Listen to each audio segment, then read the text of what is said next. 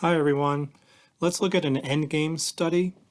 It's white to move and win. It's very difficult, but if you'd like to give it a try, pause the video, see what you come up with. Okay, the winning move is king g6, which threatens a mate, queen to g7 mate, or even queen to f7 check followed by queen to h7 mate. It doesn't look like black can protect the mate on g7 here, but black does have a defensive try. He can play queen to c6, pinning the queen to the king, stopping the mate. But then white can trade queens and start marching his a-pawn. Now black needs to push one of his advanced pawns here to queen in time for defense. This pawn is one square too far back. It turns out the f-pawn is the way to go, as you'll see. So f-pawn marches forward while white's a-pawn marches. And black does queen first, but white queens with check. And now we see why black needed the f-pawn, because now that queen can block the check. The h-pawn would have done no good. Okay, but now here's a very interesting way that white wins this.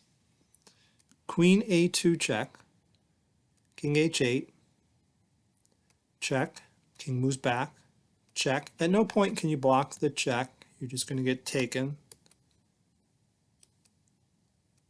Check, check, check, and then queen d7. And now it's mate in 3. Black has no way to stop mates along the 7th rank. There's a threat of queen to h7 mate right now. There are no safe checks that black can give to get out of this. So for example, best black can do is probably give up the queen temporarily. There's no safe check. If you check like this, you get taken. So it's going to be a mate in 3 from here. So very interestingly, the white queen followed this little staircase pattern to continually give checks to get to this key square. Now what's so special about d7? For example, what if we go back all the way here after queen a2 check? What if instead white grabs the 7th rank now and threatens that same checkmate? Well, the difference is black now has some checks, like queen to d6 check, and it's just a drawn position from here. So that's why white did need to make his way all the way up this little staircase to get to this key square to block that check. Okay, also it blocks this check as well. All right, let's look at another endgame study with a similar field to it. So again, it's white to move and win. If you'd like to give it a try, pause the video, and a big hint, it's similar to the last study. Okay, so white's move here is obvious. He has to push his pawn, threaten to queen, and black's reply is forced. Black needs to queen the c-pawn because he has to be ready to block the check here. Okay, so now what does white do? Well, white makes a familiar staircase pattern of checks here that we saw in the last study, the purpose of which is to come down and grab the h2 pawn, like that. Okay, and now the white queen makes its way back up the staircase, like this, and then goes to the e7 square and threatens that same kind of 7th rank mate that cannot be stopped. There are no safe checks. This is on a good square. All right, well, let me back up a minute. Why did we have to go all the way up the staircase? For example, could we stop short and go up to f7? Well, again, no, there's a check here. So we had to come quite a bit of a way up the staircase to get to that key e7 square. But let's back up even further. Why did we have to go down the staircase in the first place to pick up that pawn? Couldn't we have just played queen to e7 here, threatening the same mate? After all, queening doesn't seem to stop this mate here. Well, black has a very nice defense after queen to e7 in this position. It's actually a draw after queen c6 check, giving up the king, or giving up the queen and luring the king to c6 so that black can call check. And now it's just a draw. Okay, and one last position I want to show you comes from a master game. I wondered if I could find any of these staircase patterns in an actual game, and this was the closest I could come.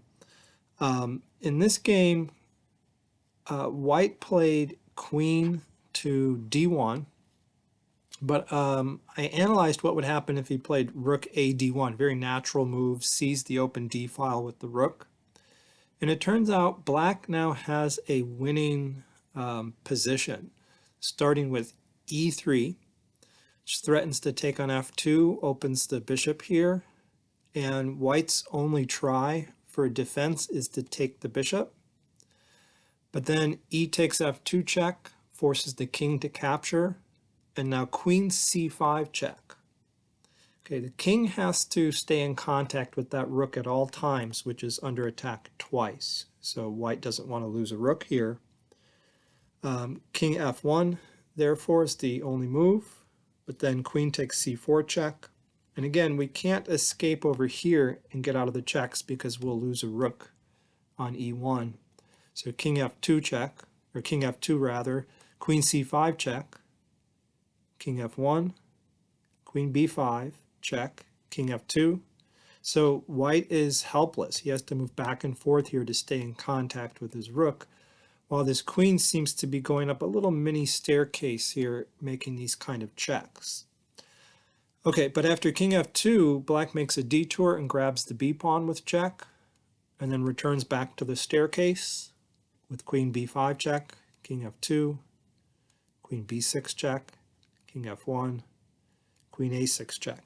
So black made use of this little staircase here with a detour, and then after king f2 check, black picks up the a pawn, king f1, and now queen a6 check, king f2, and now queen b6 check, king f1, driving the king back to f1 so that black can exchange a pair of rooks with check and then pick up the bishop on g6.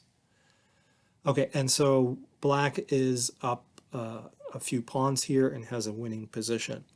So you may wonder, why does he have to take the rook in this position first? Well, if he takes the bishop, then white can take the rook, black can recapture, and then there's queen to c8 check, and white can pick up this pawn, and white's queen is active, and it's still an advantage for black, but it's not as crushing as in the other line.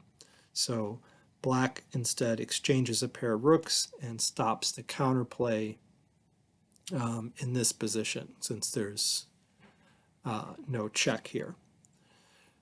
Okay, so thanks for watching the video. I hope you found those staircase patterns entertaining.